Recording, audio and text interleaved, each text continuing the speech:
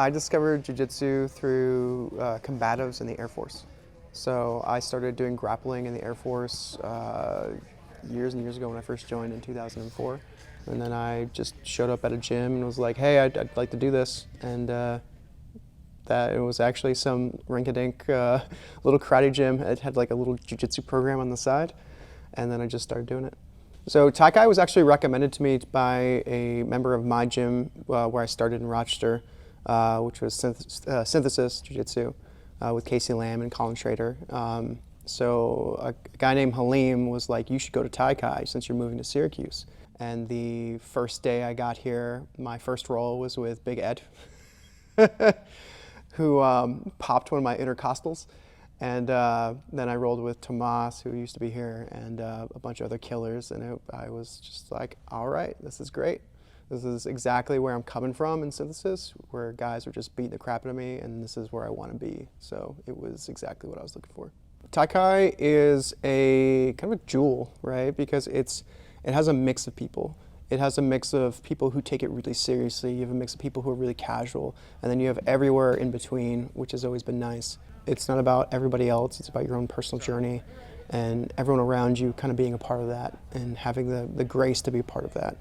My favorite thing about jiu-jitsu is the honesty in it, right? How honest it is. When you get on the mats, it doesn't matter what your belt is. It doesn't matter how your day was. It doesn't matter how anything was.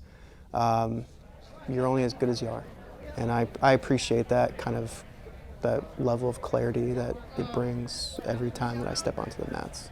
Because I think everyone should have something like that in their life where they can kind of confront their strengths and weaknesses and moments of doubt and moments of hardship. I'm not getting my black belt because of all the individual work I've done. I'm getting my black belt because of all the people who've kind of lifted me up on their shoulders. And I take that seriously. I'm pumped for it. I'm pumped for the experience. I'm tremendously thankful. I've thought about this consistently about how thankful I am in terms of the community, which I teach on Mondays, and I want to expand that portfolio. I like teaching. Teaching has been something I've really enjoyed in jiu-jitsu.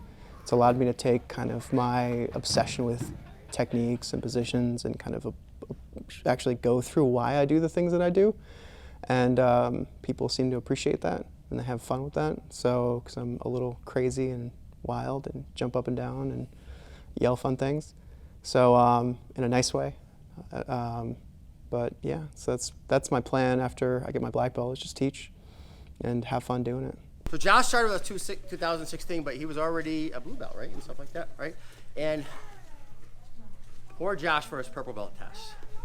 So he was getting deployed and for his, right when we were having the purple belt. So he had to do his test all by himself.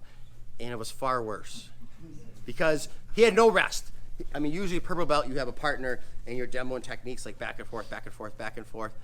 He had to go straight, and it was that's probably one of the harder ones, wasn't it? The purple belt. Everyone lined up to kill me. Yeah, and everyone lined up like to kill him. But Josh, I've seen so much, like actually all these guys' improvement.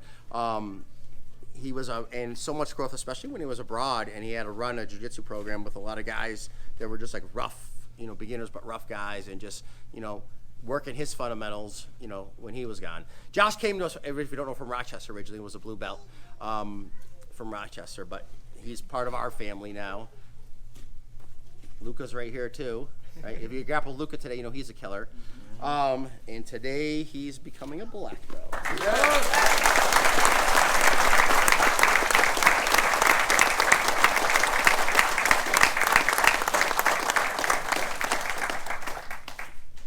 I don't know if I checked you. I didn't check you. Really quick, I just want to say thank you to everyone that I've instructed, because I've started teaching more, and it's something that really pulls at me and I really love.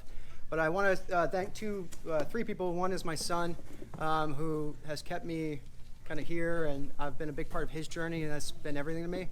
And I want to thank two people really. After I got back from my 2018 deployment, I was really fucked up. And these two people kept me grounded and came up to me and really worked with me to kind of, because I almost quit because I was that fucked up. So I want to say a big thank you to Rob Solano, right down there, also getting his black belt with me.